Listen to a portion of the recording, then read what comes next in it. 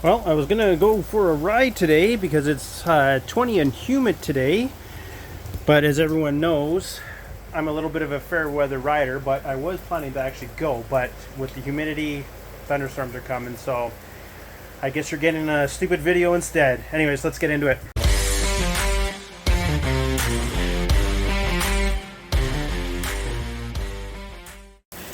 Maybe I wouldn't have gone with the rain that's coming down right now.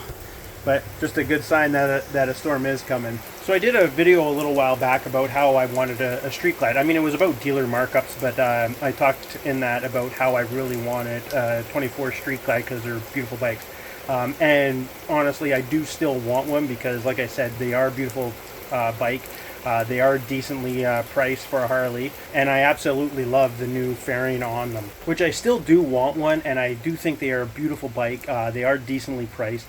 Now, I know Harleys are expensive. When I say decently priced, I mean compared to the previous 2023 Street Glide Special. They're about 3 grand Canadian cheaper. So it is decently priced for what you're getting. Again, I know they're expensive, but for 3 grand cheaper than the 23 Special, least of which you do get the 117. So I do think it is actually a decent price for them. So here's my top 4 reasons of why we've decided not to get 24 Street Glide.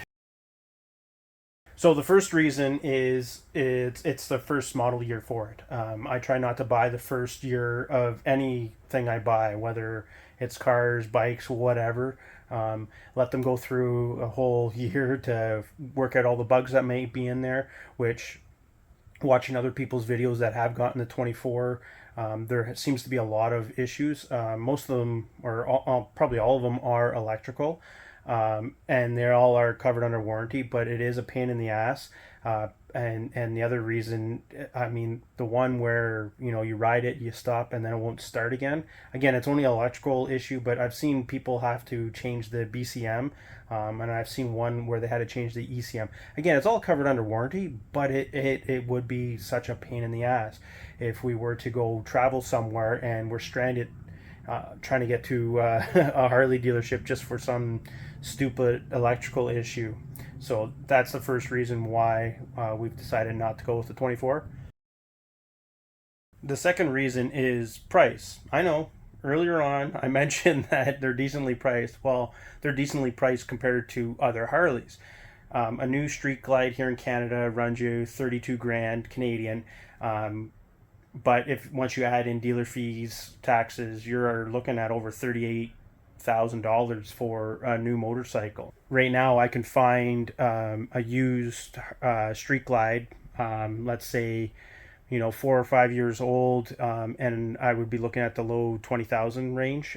Even if I was to buy that from a dealership and paying taxes on that, I would still be paying $10,000 to $12,000 less than paying for the new motorcycle. So price is definitely a reason to not get it.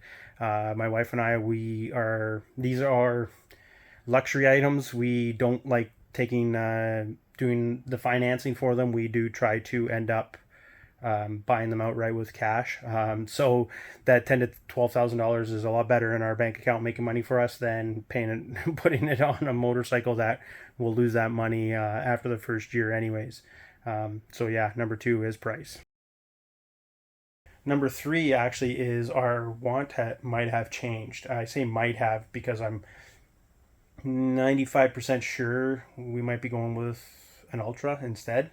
Again, I did a video on that too about the Street Glide versus the Ultra. Most people said you should just go with the Ultra because it is a better ride. It comes with more things and ends up being cheaper for you anyways. So same thing, that would lead back to price. The Ultras are a lot more. They're not a lot more. They're about $3,000 to $4,000 Canadian more than the Street Glide. They do seem to depreciate quicker, but again, I can get a used, decently low mileage, 4 to 5 years old Ultra for the same price as that Street Glide I was talking about, low 20s to mid 20s. It just would make sense to go with that instead of a brand new motorcycle that's going to cost a lot more, and to go ahead and pay that much more. Now, the whole purpose of us getting a bigger bike is we plan to do longer rides. My wife and I, we like doing the short 1 to 2 hour rides to a coffee house, a pub, having a coffee or a drink, and then coming back. That's what we like to do right now.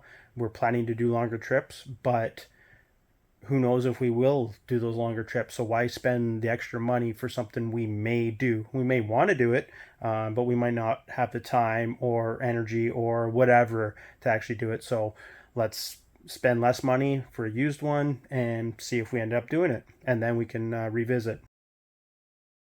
Now, the fourth reason is, why don't I just wait to 2025? The way Harley seems to do things is, if I really do love that new fairing, which I do love the new fairing with the LED lights, why don't I just wait to 2025? Because my guess is they're going to put that new fairing on the Ultra. If in the end we do want to get an Ultra, we should just go ahead and wait for the 2025, because that gives you the year for Harley to work out all the bugs with all the electrical issues that they have, and we would be able to buy that new bike with relatively no problems to it. But yeah, those are the 4 reasons why we haven't bought a 2024, and we most likely won't buy a 2024 this year.